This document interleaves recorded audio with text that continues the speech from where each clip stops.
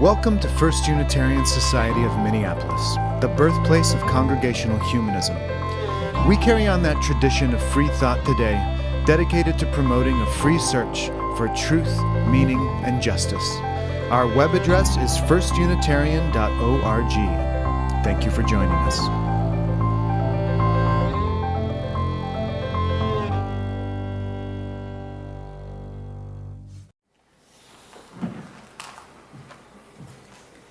We are beginning this morning with singing. So we're going to sing Woyaya, which is number 1020 in the Teal book. So please rise in body and or spirit to sing.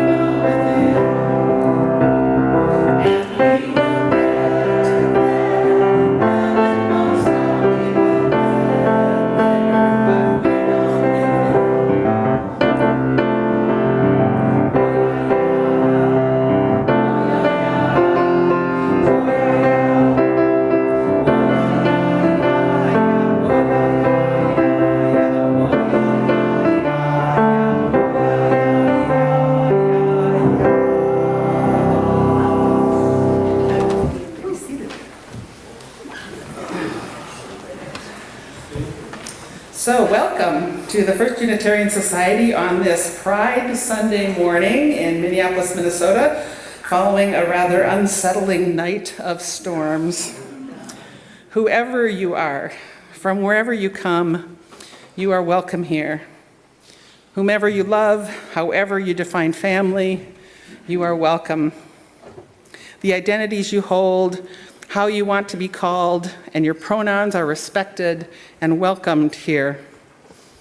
Whatever the color of your skin, the language your grandparents spoke, the cultures that move in your being, the abilities and disabilities you hold, we welcome you. I am really glad that you're here because it is good. It is always good to be together. And we are here together on this magnificent land that is the cultural, spiritual, and indigenous homeland of the Dakota Oyate. We offer gratitude to them and to all the peoples who have cared for and continue to care for this land where we now make our home. So let us pledge ourselves to work for reconciliation and reparative relationships. This is work we need to commit to no matter what. First Unitarian Society is a member congregation of the Unitarian Universalist Association of Congregations, and I'm Reverend Jullan Stoneberg, your interim minister. I use she, her pronouns. And today we continue with our exploration of the theme of freedom and of how the work of freedom is alive in the process of ministry, yours and mine. Today we are formally entering into relationship with our summer ministerial intern, Sophia Spiegel. Sophia joins me in leading this morning's assembly, and she has some words of introduction.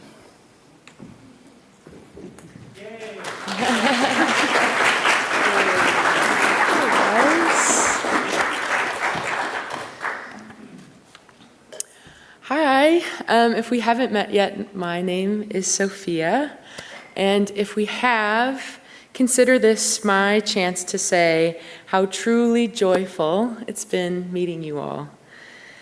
Over the past 2 weeks, I've had conversations, met with generous welcome, thoughtful, loving reflections about this congregation, the communities you're connected to, and the even bigger questions like how we all got here, where we're headed, and what we do with ourselves in the meantime. I come to you guys in a kind of threshold somewhere between wanderer and minister, and from your view, I'm coming to you as a newcomer, joining you for the summer, walking beside you for a short time while you guys are walking a larger, more collective journey. So as I take in your reflections, your smiles, your questions, those sacred moments of wonder, I'm not just receiving them, I'm being shaped by them.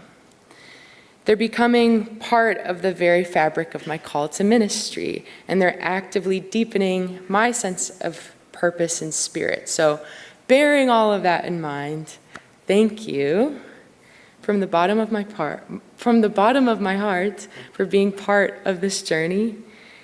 It's an honor to be here with you.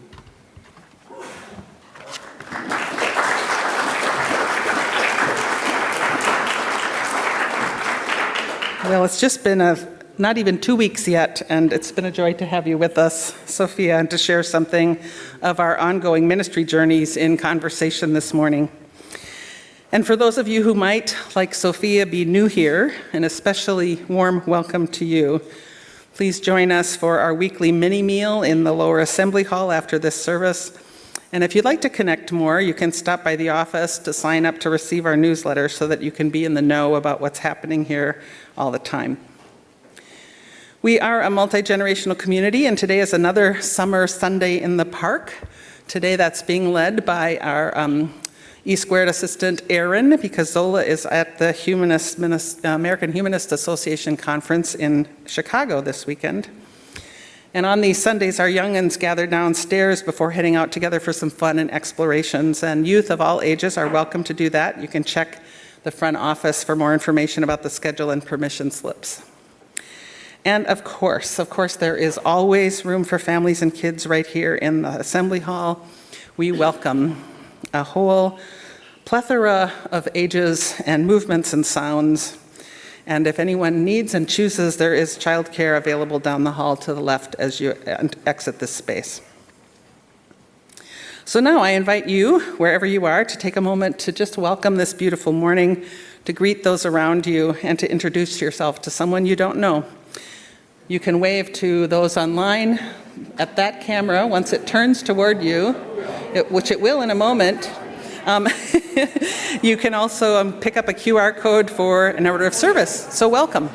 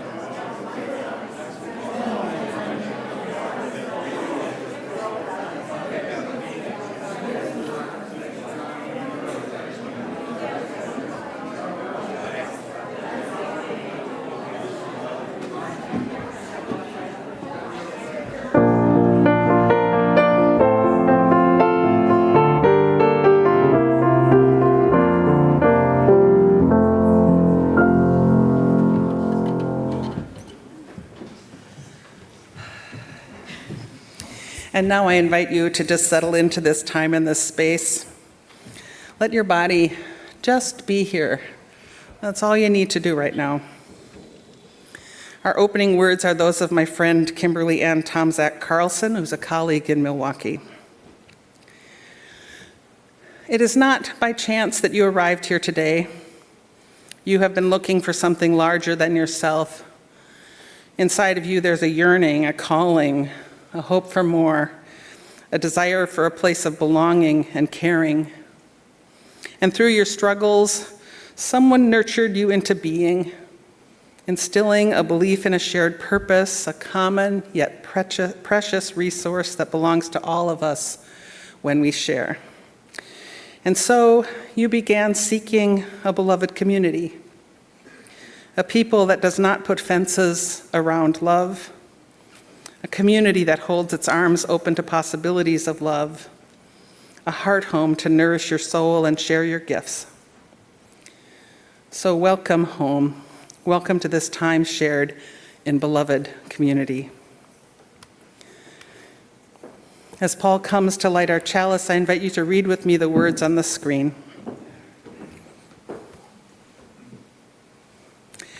It takes a spark and fuel and air, plus a container to hold it all, to make fire.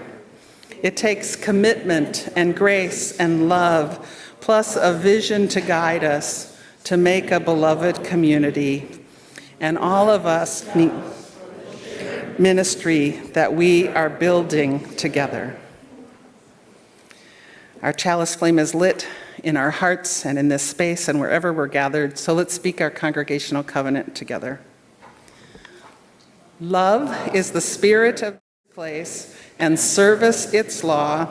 This is our great covenant, to dwell together in peace, to seek the truth in love, and to help one another.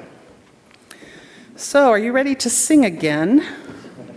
Mike tells me you might not have sung this before. It's number 1003 in the Teal Songbook. It was written by Brian Tate. Now, I understand that it was inspired by Paul Gauguin's famous painting, which posed the same three fundamental questions about our place in the universe. What are we? Where do we come from? Where are we going? So we're going to learn it in a simple way, which is for each of you at these three sections to learn their part, and then we'll put it all together. Sophia is going to lead those of you on the right side of the hall. I'll lead the middle. Mike will lead those of you on the left side. If you're at home or sitting in the balcony, you can just decide which part you like. So let's learn the parts one at a time.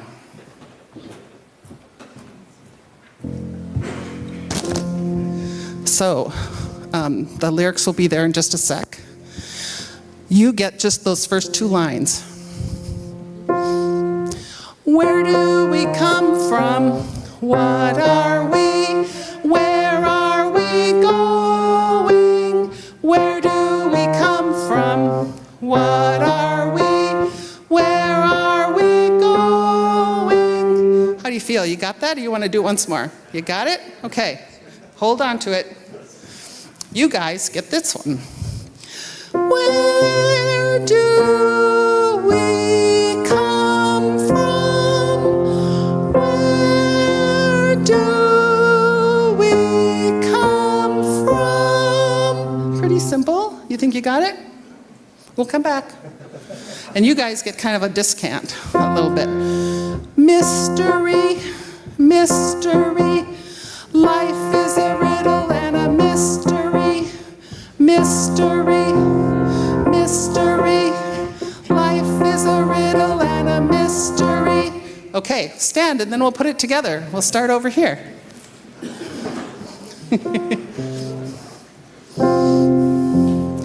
Where do we come from? What are we? Where are we going? Where do we come from? What are we? Where are we going? Where do we come from? Where do we come from?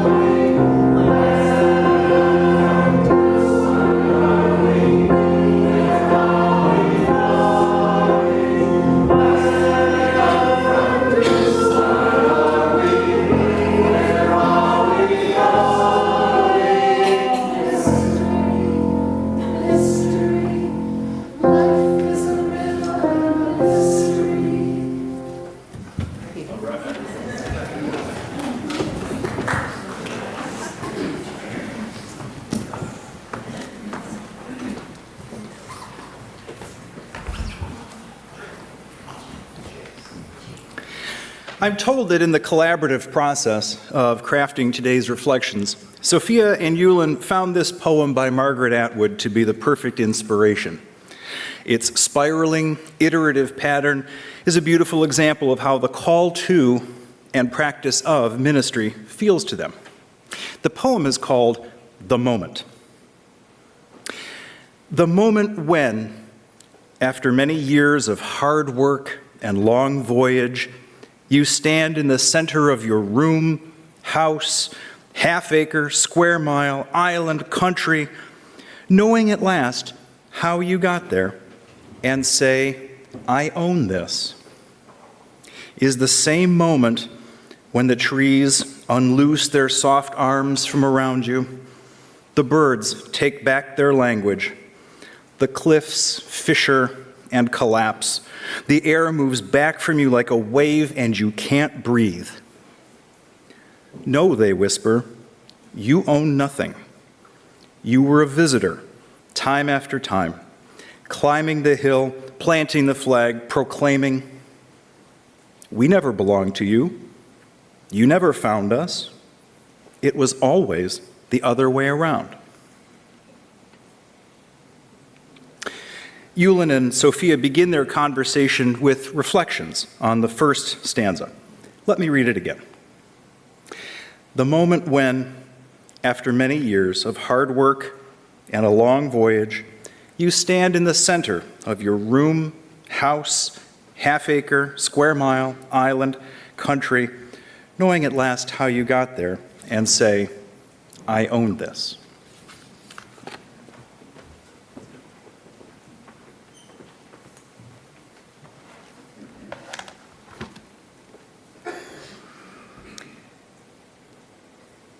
To know how you got here, to say even for a moment, "I own this, I belong to this," is no small thing.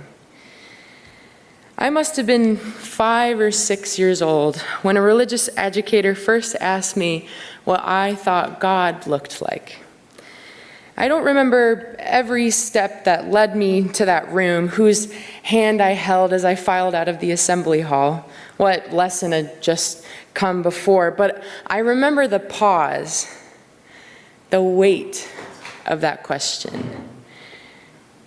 The smell of old candles, the scented markers, and that strange, sweet must the room always held. What did I think God looked like? I remember sitting cross-legged in the RE classroom at the Unitarian Universalist Society of Geneva, Illinois, invited to wonder, truly wonder about a question with no clear answer.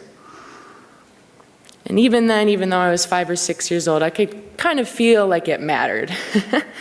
And though my brain was even smaller back then than it is now, it did its best to rise to the challenge, and that took the form of deciding to draw the Statue of Liberty.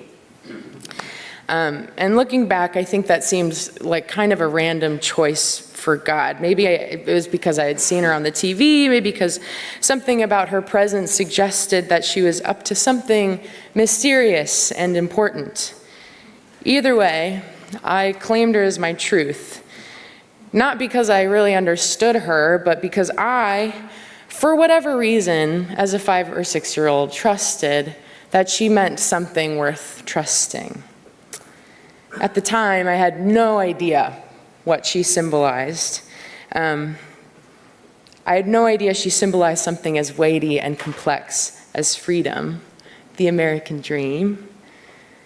I hadn't yet grasped the hardship required to really become free. But I drew her anyway, and for some time that was my cursory image of God growing up at UUSG. So I want to go back to that phrase in the poem, to know how you got here, to be able to say, "I own this," is no small thing. At the time, that meant being told that our great cosmos could look like whatever we imagined, even the Statue of Liberty, and that no matter what image we chose, It mattered that we were growing up with the idea that we live in a vast and loving universe, a universe that we were constantly invited to shape and question and even name. At the time, I guess I called that vast and loving universe God. Later, I decided to call it other things or even nothing at all. Regardless, that invitation to question and come up with temporary answers, even if simple, even if incorrect, felt foundational to building a radical and loving Unitarian Universalist community.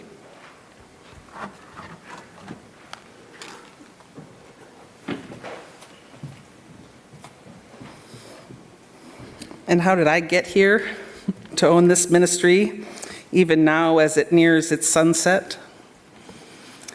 When Sophia and I began to talk about the journey of finding ministry and how that path can differ for each person, the image of the hero's journey came up. Do you know the one?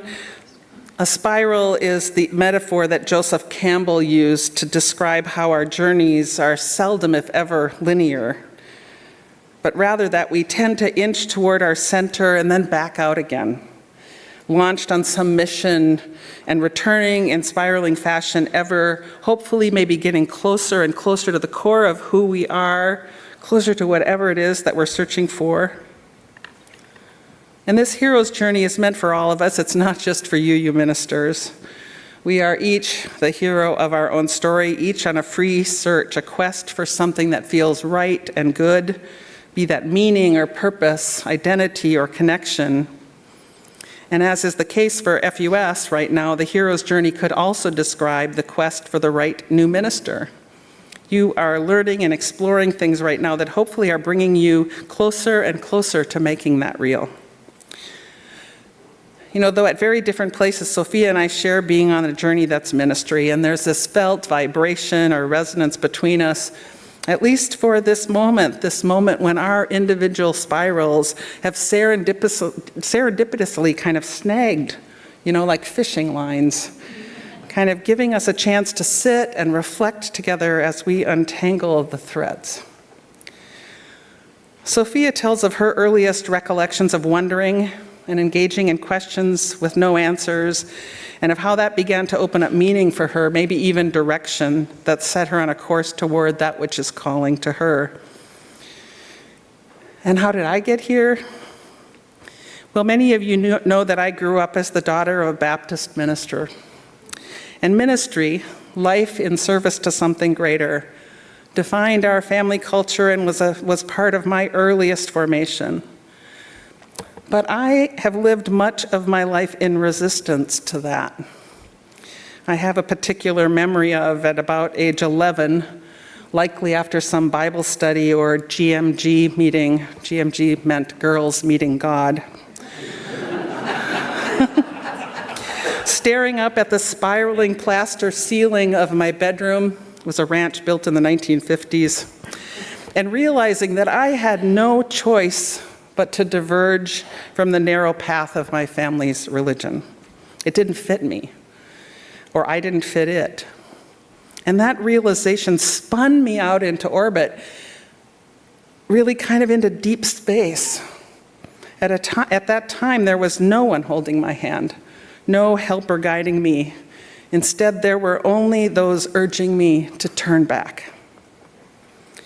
And what I found, what I took hold of and claimed as my own in that moment long ago, even though I couldn't yet articulate it, was my right and deep need to follow my own path and find my own center. It began not with a journey toward something, but rather away from something, away from a place that wanted to claim my soul for itself. Perhaps that bedroom ceiling experience played a part in eventually bringing me to UU ministry. It was a turning point, for sure, but it took years of voyages into unknown territories before I learned that the way is both easier and a better fit when I find folks walking a similar path, with people to hold my hand and to walk with me.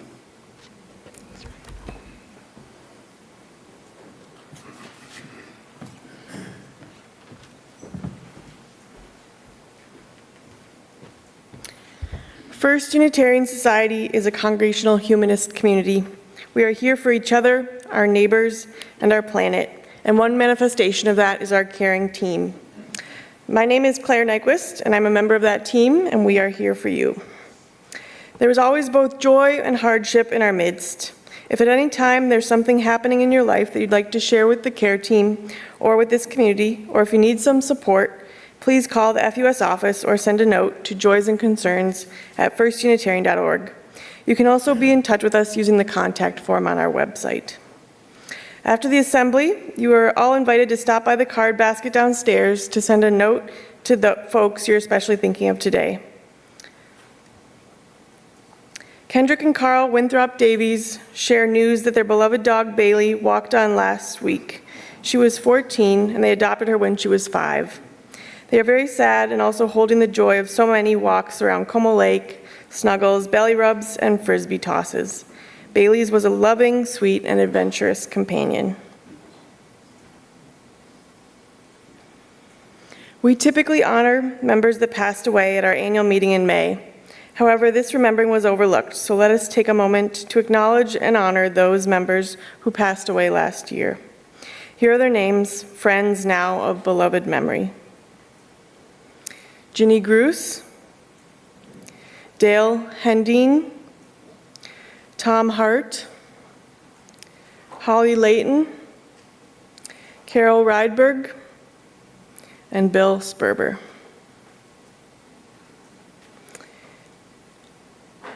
In the following moments of silence, let's reflect on all the joys, losses, griefs, and milestones in our lives, in the lives of those we love, and in the lives of all beings everywhere.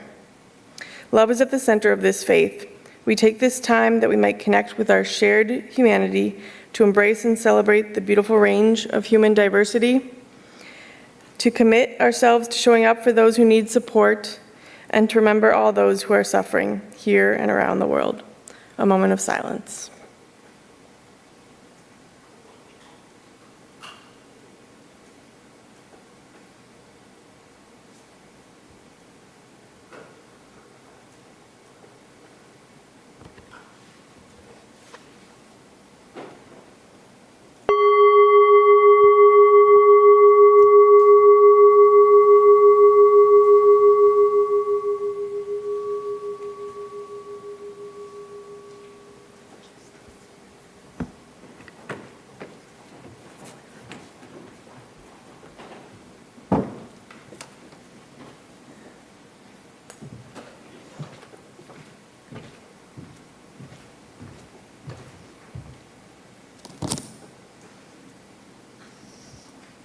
So for the meditation, we're going to be singing a tune called Spiraling into the Center. But before that, I'd like to invite you guys, if you're comfortable, to close your eyes or lower your gaze. We're just going to start with 3 deep breaths. So when you breathe in, I want you to feel the air from the sky rushing through the crown of your head, down through your chest, through your belly, down through the tips of your toes.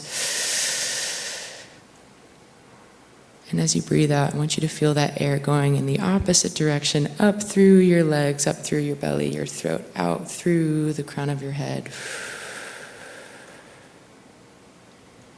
I'm going to try one more deep breath in. Feel that air rush through the crown of your head, all the way down to the tips of your toes. And as you breathe out, I want you to feel that air from the sky scooping up any lingering thoughts or stresses. And feel it float up through your body, out the crown of your head, and float away, almost like a balloon. And then one more deep breath through the crown of your head, down to the tips of your toes. And out.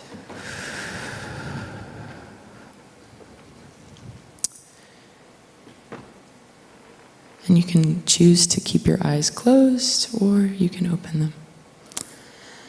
I'm going to start singing a song. It's quite repetitive, and I just invite you to join in whenever you guys want. We'll sing it about 5 times.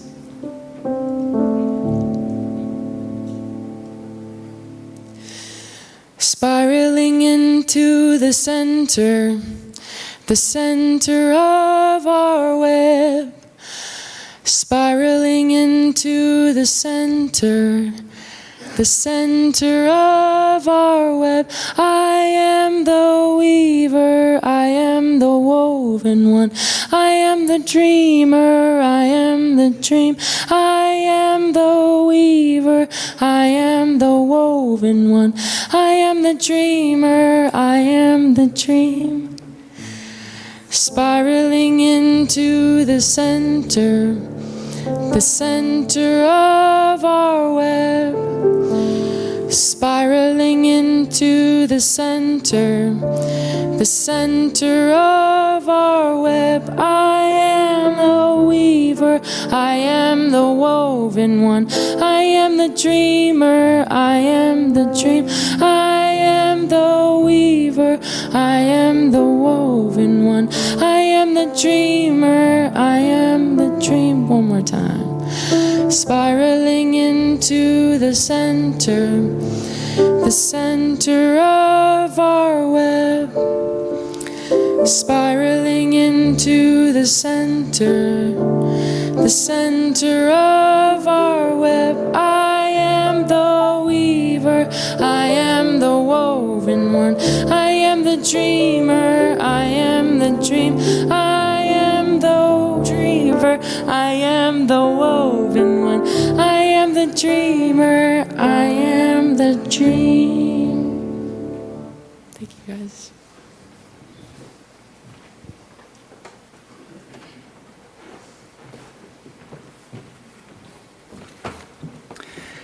Here again is the second stanza of Margaret Atwood's poem, The Moment.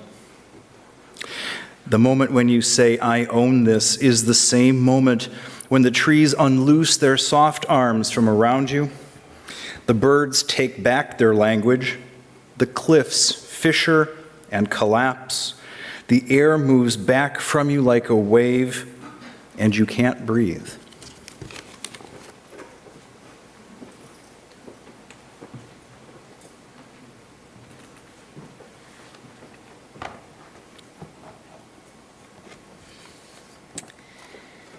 So my second story comes from a trip I took up to the Boundary Waters a few years ago with my two best friends paddling up Lake Saginaga. Does anybody know Lake Saginaga, the Gunflint Trail? Yay! Oh, okay, well you can produce a mental image. For those of you who have never been there, just imagine a really, really big lake that almost seems like an ocean with all these gorgeous little islands dotting with like kind of old cedar limbs reaching out over the island.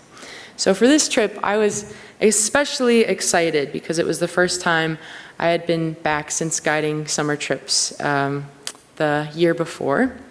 And the forecast looked perfect, I felt confident, and everything pointed toward a smooth and joyful adventure. And naturally, you guys can expect that that was comically and embarrassingly proven wrong. So on the second day, we set out from Lake Saginaga aiming for 3 pristine campsites on American Point. And these are some of my favorite campsites in the Boundary Waters.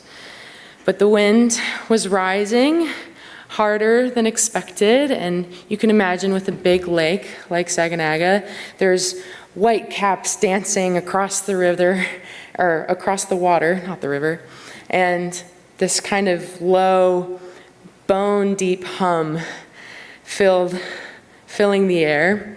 And it kind of had a wind that made you shiver without really knowing why. The kind of wind that says, turn back now.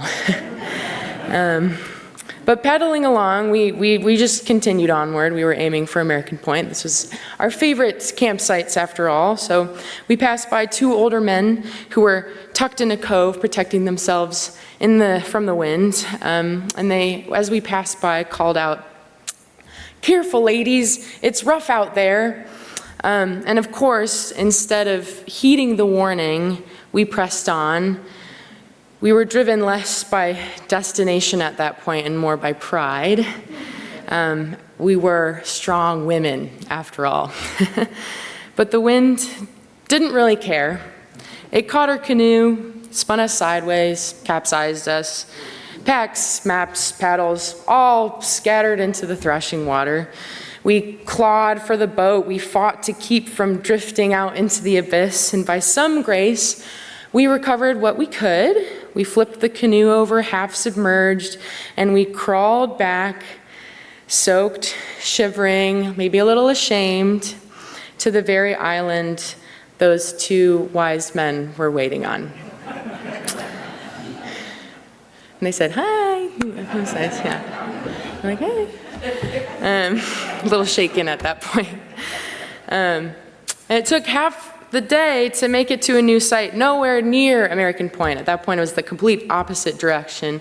Had helicopters flying overhead, and we later learned it was because others had it worse. But by the evening, thankfully, we were safe. The storm had passed. Our food that was salvageable, we ate. Our gear, mostly intact. We ate chili mac as the sky turned mango pink and the sun dipped low over glassy water. I remember sitting on a lichen-covered rock, looking over the shore, and I felt more reverent, broken, beholden than I had in a really long time. Just hours earlier, that same sky had roared with wind. That same water had nearly swallowed us. In that moment, I kind of realized that the Boundary Waters was making something clear to us, that it doesn't belong to us. The more we try to prove otherwise, the more humbling and also holy that reminder becomes.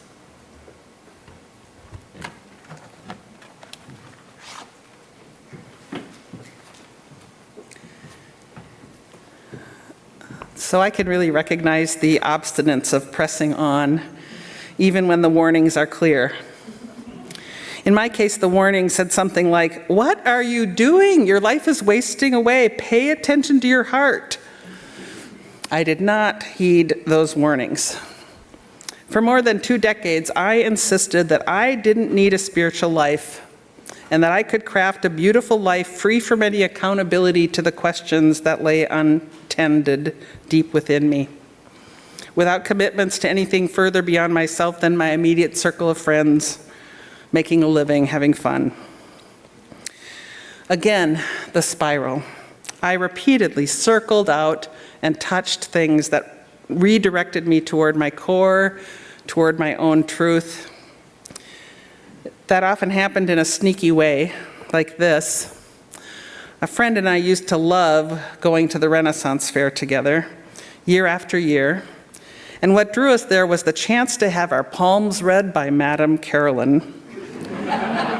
We would sit on a bench for up to an hour waiting our turn, and then we would take turns reverently listening to Madame Carolyn's musing as she held our hands really gently and rubbed her thumbs over the lines in our palms. We took copious notes, and we reflected on her predictions for days afterward. Now, whatever I might believe about our psychic abilities as humans, I truly don't know what I believe about that, I eventually decided to take some psychic development classes, which led me to go to career counseling, which led me to check out some UU congregations, including this one, which led me to seminary. But it was really not a linear or predictable path. As the familiar fell away, it was scary. I circled out and had new experiences and came back closer to center until it felt way too close, and I pushed away again, spun out again, afraid, while at the same time yearning to figure out how to get close to knowing my truth. The road was rough, rocky, covered with leaves and branches, and I often wished I could turn back. But I couldn't. The journey and all that I had encountered began to own me. I did not own the journey.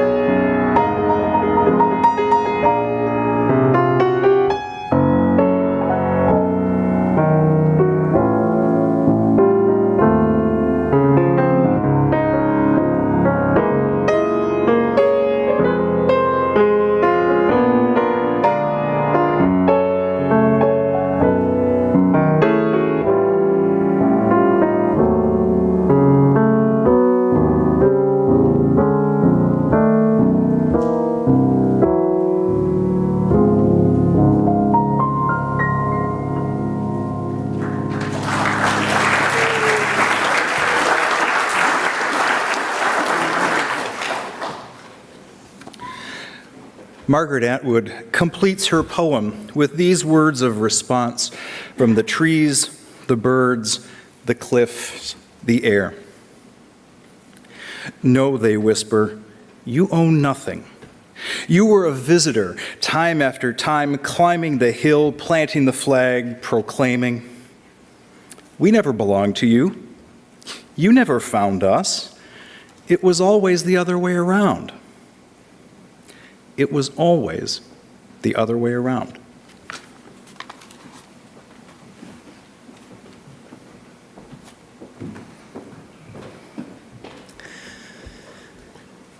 So the theology of my family of origin is one of personal salvation. While of ultimate importance to some, it was not my path, not exactly. See, I've come to believe that true personal salvation is to come home to center and to know oneself wholly and authentically. Heading out in search of that center, or in my case, being spun out in reaction, leads to encounters with inevitable moments of awakening, which can lead us back to home, and only to be spun out once more, hoping to collect additional clues and bits of knowledge. You know, in that process, we can get lost, or trip, or get distracted. We land on distant shores, unexpected islands, until we again hear that siren call, that something that we must do, that voice we must follow. I had completed my Master's of Divinity and done a year of postgraduate work, and was then finally doing a ministerial internship before I finally allowed myself to hear the voice, that calling that I could no longer turn away from. It was like a flash of insight, and it came in the literal words of Marianne Williamson, read during a service. "Your playing small does not serve the world. There's nothing enlightened about shrinking. We were all meant to shine." Dang. In that moment, I simply had to release my resistance. I could no longer play small. That is, I could no longer pretend that the ongoing work of creating beloved community I could not pretend that it was not mine to do, that work of creating beloved community. UU Ministry claimed me. I was found. Now, it's not like I found all the unchanging answers or that the swirling and the doubting ceased. These are always part of the journey for all of us. You are here in a ministry of service to one another and to the mission of this congregation. Together, you are on a hero's journey right now to find that place where you will meet your next minister, where you will find that person whose path has snagged on yours, and you agree to walk together for the next while, holding one another as the ministry holds you. As for me, my ministry journey has brought me to this moment right now with you, in a place and a ministry that aligns with my center, closer and closer to creating beloved community as we do the work of collective liberation together, spiraling, always closer to home, true home, my own and yours. Because here's one true thing. My personal salvation is bound up in yours, in all of ours. We belong to it. This will always be so.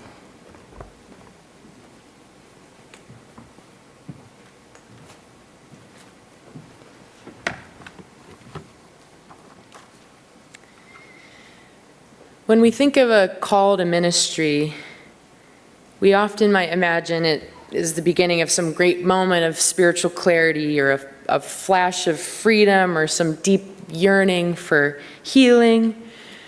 But in reality, the call to ministry and to congregational life is often quieter, more complex, and a lot more human. Whether one is called to serve or to seek, it begins with the same step, stepping beyond the self and reaching towards some shared moral imagination. And at this point in my call, at least I can say with some certainty that God is definitely not the Statue of Liberty. And for that matter, I no longer believe that the mysteries of the cosmos could generally be reduced to a human-shaped figure, let alone one standing 305 feet tall in New York Harbor.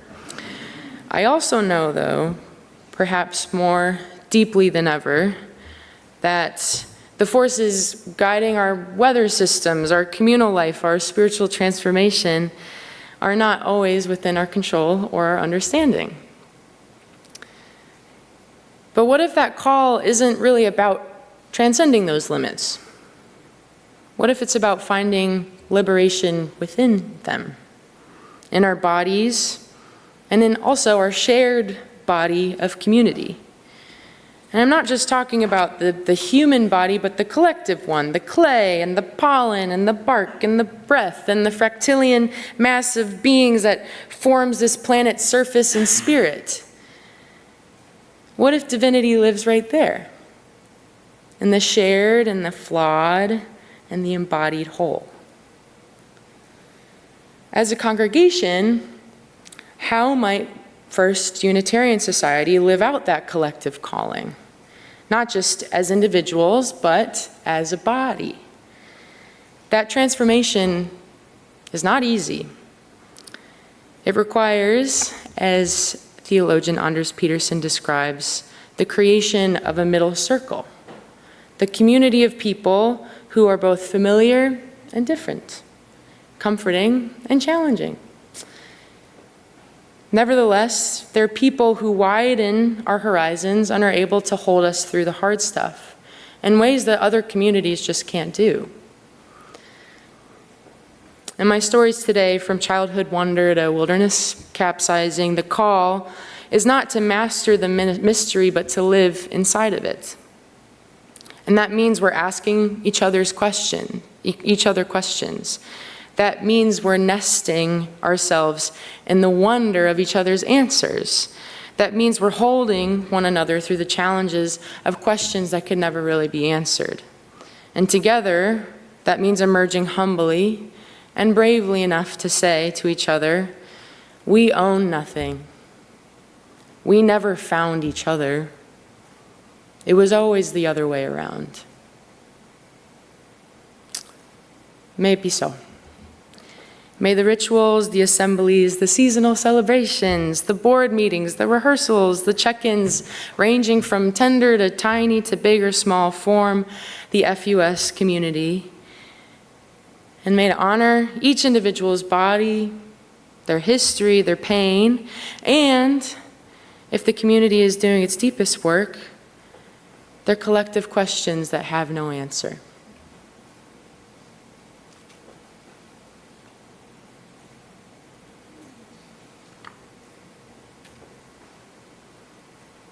So, I think we're going to be singing our closing hymn, right? Yep. Wake Now My Senses, number 298 in the gray hymnal.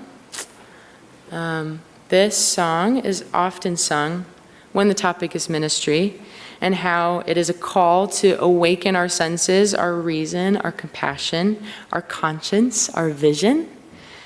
So if you're holding a gray songbook, note that we're singing verses 1, 3, and 5. And with that, I invite you to please rise and body your spirit.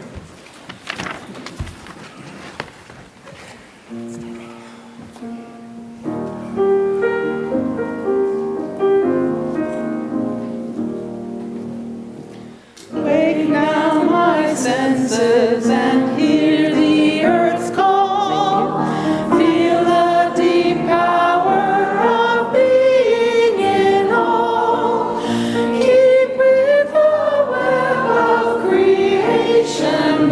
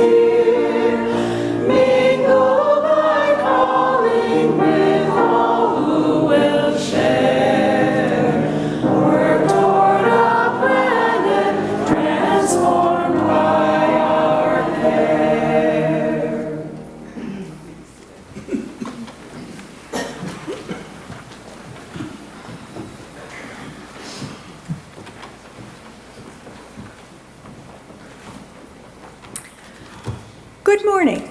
My name is Joyce Riedessel. My pronouns are she, her, and I am a member of the board of the Foundation of First Unitarian. First Unitarian Society is a free, independent, and self-governing humanist community. Our mission is to foster a free search for knowledge and meaning, to strive for justice, and to serve one another, the Twin Cities and beyond. It is important that we all understand how our financial support is an important element to turning our shared vision into reality. To give, you can use the QR code on the screen, which will take you to our online giving form, where you can designate how you want your donation used, or you can stop by the office or mail in your donation. And please feel free to reach out to us with any questions about giving to First Unitarian Society. As the baskets are passed, you are invited to give generously and joyfully as you are willing and able. Thank you.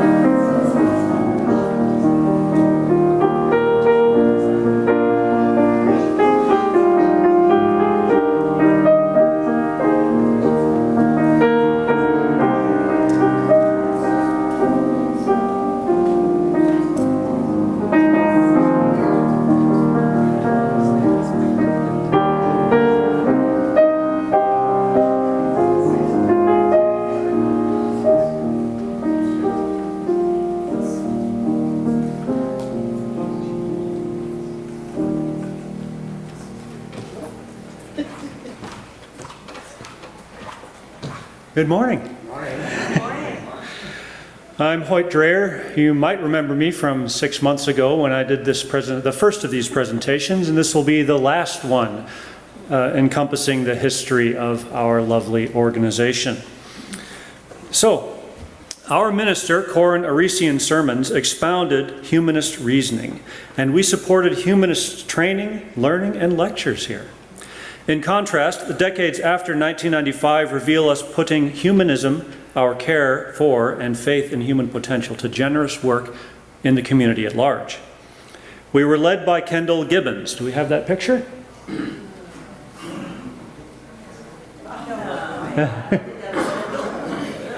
All right. So we were led by Kendall Gibbons from 98 until 2012, and by David Breeden from 2014 until last year. Our numerical growth in membership was slowing while we were growing and practicing our real values. Think about it. Aren't there other ways of growing? We formed coalitions with religious communities outside our walls, with citywide interfaith efforts to tackle the affordable housing crisis, to build housing, to welcome refugees from Tibet, then Somalia. Society members gave hours of time lobbying and advocating on the phone, and thousands of hours mentoring new Minnesotans here one-on-one. Do we have the photo of John Mary Ann Lundquist? All right. All right, there we go. I'll trust the response from the audience since I can't see the screen too well myself. All right. We joined Minnesota-wide Unitarian Universalist efforts like MUUSJA to push for causes including marriage equality, ending homelessness, and clearing Minnesota women's way for full reproductive health care. We also celebrated with our interfaith peers. We should have a picture of the Dalai Lama here. All righty. Here's a photo of Minneapolis clergy, including our minister, Kendall Gibbons, welcoming the Dalai Lama. Our music director, Barbara Brooks, welcomed singers in citywide performances of a new piece by Stephen Paulus to commemorate the Holocaust.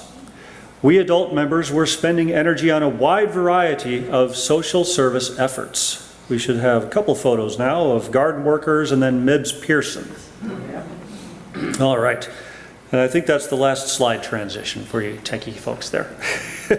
And correspondingly, our religious education programs were inviting our youth to be more involved in the congregation and in social service. Two change-making directors of RE were Beth Brownfield and Jan DeVore. The RE curriculum revolutionized with them. And for ourselves at 900 Mount Curve, we accomplished an enormous capital campaign, updating our window wall, bringing in air conditioning, and attending to our energy efficiency. New generous funds came in what came to be called the endowment and was now called the foundation, encouraging us to look outward to support nonprofits in the city. And as always, we lived up to the way other UU congregations have sometimes described us. We're the congregation where we worship music. We enjoyed and made more music with chorus, orchestra, and soon the Eclectics. Join us today at 12:15 right here to hear more of our adventures. You will also hear We Were Not Always Serious with George Green, and you will be invited, we will filled in on the impressive world of education for children and youth at FUS. Thanks.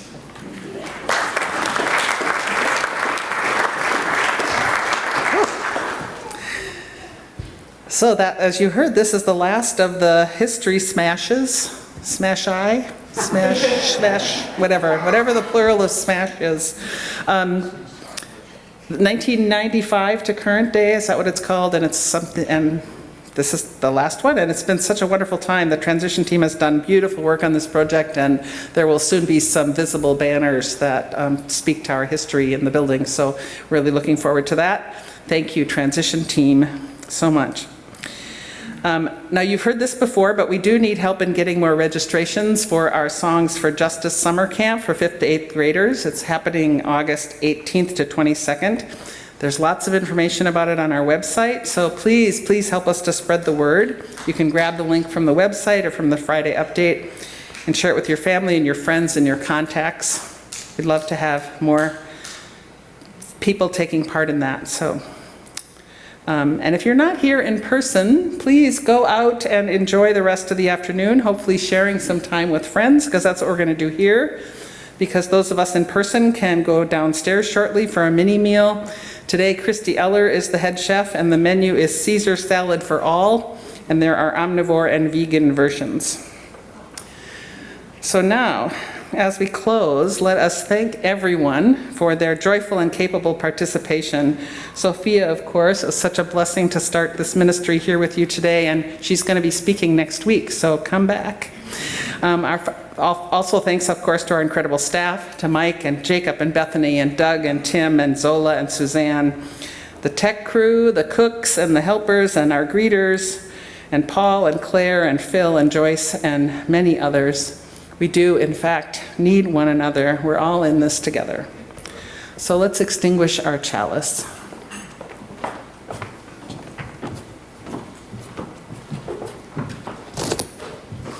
Please join me in speaking the words on the screen.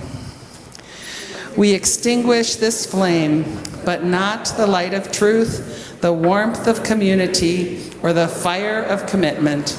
All these we carry in our hearts and in our minds until we are together again.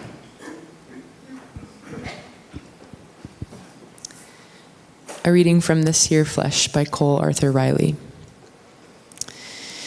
We need other people to see our own faces, to bear witness to their beauty and truth.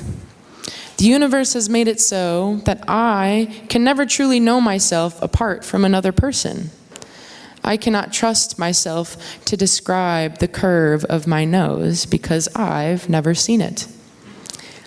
I want someone to bear witness to my face, that we could behold the image of the universe in one another and believe it on one another's behalf. Audre Lorde said, "Without community, there is no liberation. There is no promised land without a multitude. You think you can get there alone, and maybe by some rare chance you do. But what will become of the promise when it is collapsed by loneliness? Who is going to drink all of that milk and honey with you? Look down in the cool running stream. You cannot see yourself." So take all of this into your hearts as you listen to Mike play once more, and then go and rejoice in the power of the free and interconnected human spirit. May it be so.